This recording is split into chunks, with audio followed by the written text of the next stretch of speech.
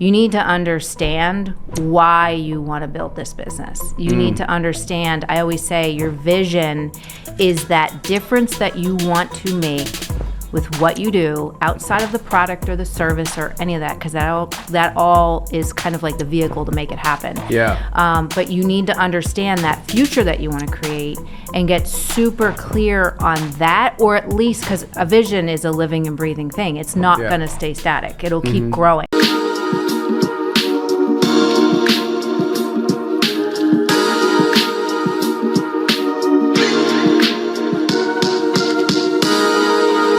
What's going on? Welcome to the Forever Podcast. What's going on? Nothing much. I'm a little windblown, but nothing much other than that. So we're live in Times Square at Podstream Studios. We are. So how was the experience for the billboard? Oh my gosh. It was, well, it was funny because where we were first, everybody's like, there's only like 2 billboards. This isn't Times Square. I'm like, this isn't Times Square. We're in the wrong spot. Like, we need to walk down a little bit. Yeah. But it was, I mean, it's incredible. Like, everybody, when you come to New York City and you see all of those billboards in Times Square and all of the lights and everything, you know, you're always like, wow, wouldn't it be cool to have like my picture up there? Yes. So to actually like see it, I mean, that was pretty wild. Yeah. That was pretty wild. Sometimes seeing is believing. Sometimes. But when you get to actually see it, you're like, wow, now I even believe in myself a little bit more. Well, it makes you realize, and I think this is something that I struggle with. I know I'm not the only one. You don't realize how far you've come. Yeah. Like with all of the experiences, all of the failures, all of the things that you've been through, you don't realize just how far you've come. Yeah. Yeah, until it kind of smacks you in the face like that. And you're like, oh, dang, did I do that? Yeah. Yeah. It's that's why I love creating experiences like that. You get that reflection moment, but also you get a little bit more of that belief and confidence in yourself. And when we're talking about personal branding, like, it's just so important for people to see themselves into who they're becoming, or maybe who they've already became, but they've never like recognized it before of where they're at. So we have a lot of people on this podcast that are building their personal brand, building their business, and they're looking for ways to grow. Sure. But unfortunately, a lot of us are growing and doing stuff and starting things, but we don't have any organization. We don't really know how to grow a team. We don't know how to position ourselves correctly to grow and scale our business the right way. And so I know with your expertise in scaling and growing businesses and leadership, what are some of the most common mistakes that you see entrepreneurs make in the years that you've been doing this? Oh my gosh. I think, and this is actually a mistake that I made. Entrepreneurs, like, I came from the corporate world. Yeah. My first business was a retail store. Yeah. We started with the business plan from like a structure standpoint. We got out of corporate America and just jumped right into it. Yeah. And the thing that we missed, that I think a lot of people get so tripped up on, and I don't know exactly what it is you really need to start with vision. You need to understand why you want to build this business. You need to understand, I always say, your vision is that difference that you want to make with what you do outside of the product or the service or any of that, because that all is kind of like the vehicle to make it happen. Yeah. But you need to understand that future that you want to create and get super clear on that, or at least, because a vision is a living and breathing thing. It's not going to stay static. It'll keep growing. But at least to start with that. I think when we first started our first business, the store, we started with a business plan, but we didn't necessarily have the vision to say, why are we building this? Yeah. And then start with that and kind of build around it. I think that's one mistake I've seen people make. I also see people who, especially because I work with a lot of brick and mortar businesses. Yeah. And business owners start out, and they think like they are hustling. Yeah. And they think, okay, I'm the only one that can do this, and I need to do everything. And they continue that mentality. They might add some employees in there as they go. Yeah. But they still think, I'm the only one that can do this. And then they end up burning out. So they didn't necessarily start with the vision. They just said, I want to open up this business. I want to have a restaurant. But didn't get super clear on the vision. And then on top of it, they never pulled themselves out of being the operator. Yeah. That happens all the time. And then they're like, I'm burned out. I want to close. Yes. I don't know why I did this. This is torture, you know. Yeah. So I think not getting super clear on the vision is one. And then I think number two is, you know, really looking at, okay, how do you want the business to run? And starting to figure out, I mean, when I say the word process, like you need to have processes in your business, everybody like, they eye roll and they just have this, oh, I don't want to develop that. There's but the truth is that as a business owner, as you're going through and you're building your business, you need to start documenting that stuff. Oh, for sure. Because when you, and SOPs understanding, understanding how the business runs. Yeah. And then when you start adding people, that's how you start to train them so that you can pull yourself out of being an operator. Yeah. And then continue to drive that vision forward. As I tell people that I work with, your role as the business owner, as the leader, as the CEO, is to really drive that vision and focus on the vision. Like be the GPS, manage cash. Yeah. Drive the vision, you know, and get people find people that that really fill a role, not just a position. Yeah. So I think those are the two biggest things that I see. And I see that a lot too. Definitely in the operator thing, as far as how do I position the business where I can actually be a business owner and not just a business operator, where I'm still doing all the things to actually grow and scale the business. What are, as far as, so we have a lot of people also that have service-based businesses that listen to our podcast. Sure. What are some of the best systems, tools, like getting into like the nitty-gritty of maybe the tech stack of what they need to communicate with for their teams? How do they organize all these documents and processes? What's best to organize their customer data, or just like how they need to position their business? That's a big that's a big question. It is. That's a big answer. It is. Well, I guess do it in a way where obviously, depending on the business, things may be different, right? Sure. So let's just say professional services. Okay. You know, they're providing professional services for companies or individuals. How do they organize themselves best so that way everything is documented, they have some process and procedures, but they also can scale it? Sure. So I think it goes back to what I said, is pulling yourself out of the operator position. And in order to do that, you need to understand how your business works right now and how you want it to work based on where you want to take it. Not just today, but in the future. Okay? And then what you do is you really identify, for every problem in your business, the solution is you're going to have a process. Yeah. For everything that you want to automate or delegate or educate, you're going to have a process. So I literally, when I work with people on developing that, like we literally step through it in a spreadsheet. And I always tell people your process should take, number one, it needs intention. So you need to understand why you're creating this. Okay. Number two, you need to understand who it's for. Yeah. And where they start and where you need them to end up. Yeah. Okay. So in between that's when you create the transformation for your employees, for your vendors, for your customers, you know, whoever the stakeholder is. Yeah. Okay.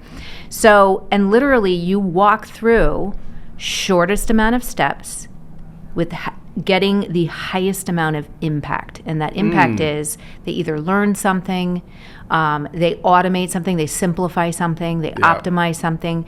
I always use the example, one of my clients, we optimized literally the process for making French fries because it was so complex, and the people who were making the French fries hated it. They hated the job, and like everything kind of broke down from there. So really getting clear on why do you need to create this process? Why do you need to do this? And then literally laying out the steps. Yeah. Shortest amount of steps, greatest amount of impact, okay? And along the way, as you're walking through the steps, you are giving people milestones to meet. Okay. So again, you're creating an impact for them, okay? Once you have your process set, then you can say, how are we going to implement this back into the business with the use of software?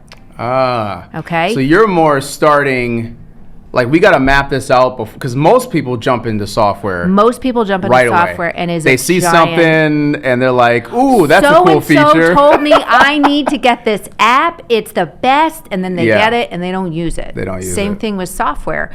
One of the pieces of software that I use all over the place and have for years is Asana for project management. Yep. I can't tell you how many people I've worked with and they're like, oh yeah, we have Asana, but we don't know how to use it. So we just don't use it. You just don't use it, yeah. So understanding, again, that's how you bring intention into your business. Yeah. Is understanding what you need to do. Yeah. Like I said, that process of moving a project, moving whatever from point A to point B.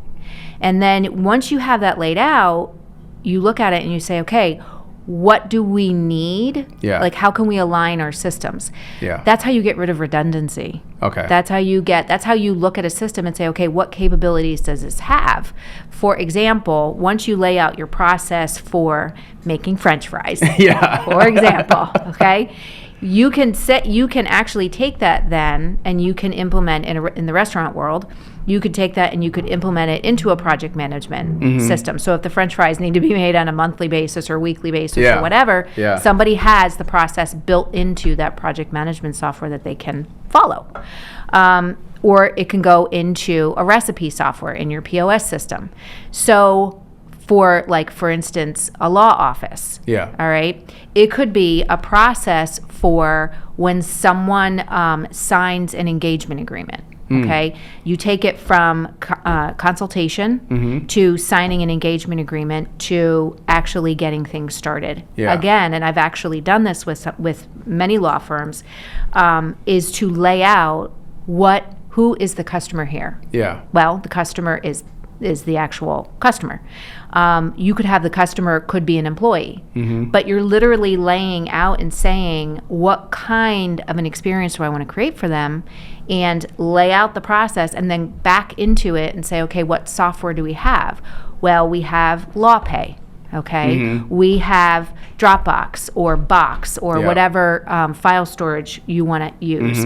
You can automate things in there to make sure that their contracts are in there. So it's really, a lot of people want to start with the software. You want to start with the process. Yeah. Because if you start with the software, you're doing it backwards and you don't really even know why you're implementing it. Yeah. You know? And you're creating a lot of extra work for yourself. Creating a lot of extra work. Because you're trying to fit within the tool instead of, I think that's just really good advice. Yeah. You know, start, it's funny because some people from, it's because a lot of times Gen Z and they just immediately want to use tools and tech and figure it out that way. But sometimes the best things are the tried and true. Sometimes I've even heard, this was Barbara Corcoran, from Shark Tank. Yep. She was like, you know what I do? Forget all those tools. We get notepads. Yeah. And we just map out your whole business on the table. Yeah. Instead of forget all that other noise, map it all out on the table, and we literally start. And she's like, I can fix your business in a couple hours. Absolutely, I do the same thing. I have those big giant sticky notes, and we storyboard out whether it's a sales funnel, or it's a marketing funnel, or it's a process for, again, taking someone from consultation to actually being a customer. We will map it out on those big giant sticky notes. Yeah. Storyboard it. Yeah. Then build it into the process. Then it gets implemented into the business, and we figure out what pieces of software you need along the way. And really, I mean, all the apps and the software, and it creates a huge distraction. Yeah. Huge. And people they get so focused on that they forget about why you're doing it in the first place. Yeah. And really back to the vision. Back to the vision. Exactly. Everything has to, your vision, your core values, they all have to be interwoven into your process, your systems, the culture. It's all that culture that you're building in your business. Yeah. And the reason why I started all of this and really have focused heavily on the process is that back in 2011, I had a vertebral artery dissection, which is your entire artery is torn in your neck. And I had a clot in my brain. I was rushed to the hospital. And, you know, it was kind of like this emergent thing. Oh my God. Which I was like so grateful. Oh my God. You know, and they said I had a series of strokes, a series of mini strokes and everything. And at one point, I could remember everything. When that happened, they don't necessarily tell you, like, your memory suffers, your focus suffers. So at that time, I wanted to get out of my corporate job. And we had started our business during the recession of 2008. We had started our store, and I wanted to get out of corporate. And when that happened, it set me back. And I was like, oh, crap. Like, what am I going to do? And that was when I really learned about creating systematic processes just to get up and get going in the morning. So my first process was, okay, Theresa, you need to get up, put your gym clothes on, put your sneakers on, brush your teeth, go downstairs, sit. Because, like, you can't read, you can't, like, just reading, because I would get headaches. So reading was hard, and watching TV was hard. So it was literally, okay, this is what you're going to do, because you're going to get through this. And I kind of created my own therapy. And I have to give props to Shalene Johnson, because she had been a mentor of mine from afar. She came out with her book that year, and it was like, okay, I'm going to figure this out, because I was determined to get back to normal and get out of my corporate job so I could go into entrepreneurship. And I did. It took me a little bit longer. It took me 3 years. But it helped me, and it also helped me to balance having the store and working full-time as a director. I was a director of operations and marketing, and, you know, while, again, recovering from a traumatic brain injury. Yeah. That's just... And then how big was your business at that point? The retail store we had started online. Yeah. And and it was so weird, because when I found, it was like a month after we found the dissection, and we were sitting at a restaurant having something to eat. It was my husband and my business partner and her husband, and this store front was for rent. Yeah. And it was right across the street from this restaurant, and she was like, do you really think we could open up a store there? And I was like, and I looked at her and I said, why not? Jesus, what the hell did I just get through? Right. I'm not staying at this corporate job forever. Yeah. Of course we can. And we started our first store. So we got it to the point, where it was kind of like, it's like that tipping point where you know you can jump. So I never tell, if people are starting a business and they still are working full time, I help them to kind of get it going and get it to the point, because if you start and you don't have that income coming in, it can just for sure ruin the dream. So get it to the tipping point where you can then or do some things to put money away while you're still working, so that you can then, you know, make the jump. For sure. So and that's what we did. So we kept our online store. We had one store, and then we actually changed locations because we needed a bigger store. And like I said, in 2014, we ended up leaving our corporate jobs. Wow. And I started my consulting business too. So my consulting business actually started in 2013, and I incorporated it in 2015. So I think for everybody that's listening and watching, I think with your story, if I may. So, you know, don't wait for a catastrophe to happen. No. You know, like the wake up call could happen at any moment. It actually reminds me, because do you know Mary Beth? I don't know if you know Mary Beth. She has a business that's like contingency planning.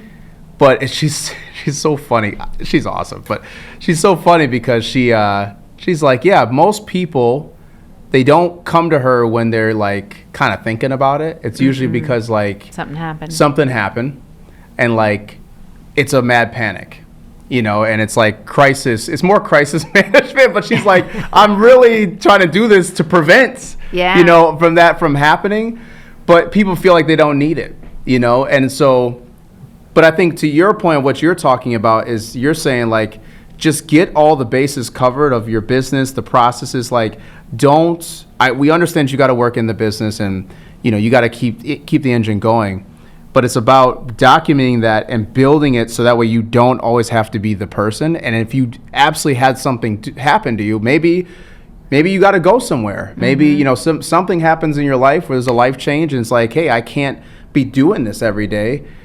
Well, now you're actually set up to pass it off. Exactly. You know, to somebody else. Exactly. And all the documents, the processes, the how-to, it's all there. And then also, if you can really paint that vision for the company of like, this is what the values, the morals, this is the vision of the company, this is what I'm trying to get it to. And as long as that's a clear picture of how to get there, then at least you have the chance of passing that off and having other people do it and freeing up some of your time. Because you're not going to be there all the time. And people think that they're just like in it, and then they get burnt out or, you know, something like that happens. So I think that story is super, super impactful. What, as far as a last question I want to ask you is, so let's say you get all this stuff together where the processes, like everything is there, and you're feeling pretty good and you're ready. Let's say you have a couple of people working for you, but you want to get a couple more because you're feeling like, hey, there's some areas of the business that I want to expand in.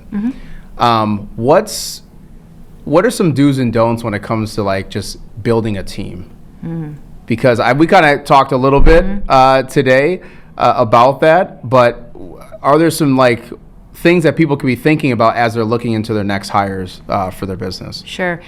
I always like to look at it as structure and flow. Okay. So structure is the processes. So you get the structure set up, then you can find the right people to add substance to the structure. For sure. So the other thing I say to people is you can't just throw a body at a problem. And you can't just like put a person into a position. You really need to understand what your accountability chart is in your current business or what you want it to look like. Okay? So you have all that structure created, and going back to the vision, where are you looking to go? That's why your vision is constantly growing. It does not stay static. Yeah. So it evolves. And that's why you need to drive it. So you consistently move the vision forward, and you can get clearer on, okay, what are the roles do I need in this business? Not just a position, not just a person, but a role. Yeah. So a lot of people want to they say, oh, I want to grow, so I want to hire these, like, I need to hire 3 people. And they don't get super clear, and it goes back to intention. They don't get super clear on who it is in that role. Not just, I need this person to have these skills. It's, who do I need? Who do I need that person to be? Are they detail-oriented? Are they a team player? Are they, like, what are those human skills? And that's how you can then look at it and look at that person and say, what is their uniqueness? What is their unique greatness and their zone of genius? And how does that align with where I want to take the business and the role that I need? So you can match the two together. That person grows and succeeds and is happy and fulfilled. And you also are fulfilling that need for the business. So they're achieving, the business is achieving. So the collective. Versus people just think, oh, well, I want to grow my revenue, so I need more people to just do things. What are they doing? Like, and you end up putting, and I've seen this happen a lot when you have an employee who's a really good, like, salespeople. You have a salesperson who's a really good salesperson. So a lot of people think, well, I'll just promote them to a manager. And they don't give them any training, and that might not be a position that they want. They want to continue in sales. So you have a mismatched role. You know? So I think, you know, one of the biggest things is, again, to get super clear on where you're going, who you need, because when you have the right person, the structure and the flow are in sync. And then that's how you can really scale. Scaling is, really, when you're scaling a business, it's all about right people, right processes, right priorities. So really evaluating and saying, okay, this is where we want to take the business. This is our vision. Let's get super clear on what we want to do and eliminate all of the distraction. Yeah, all the noise. Yeah, because people think, oh, well, if I just add 10 more products or I add 10 more offers, Don't do it'd be great. So it's more narrow and deep. Yeah.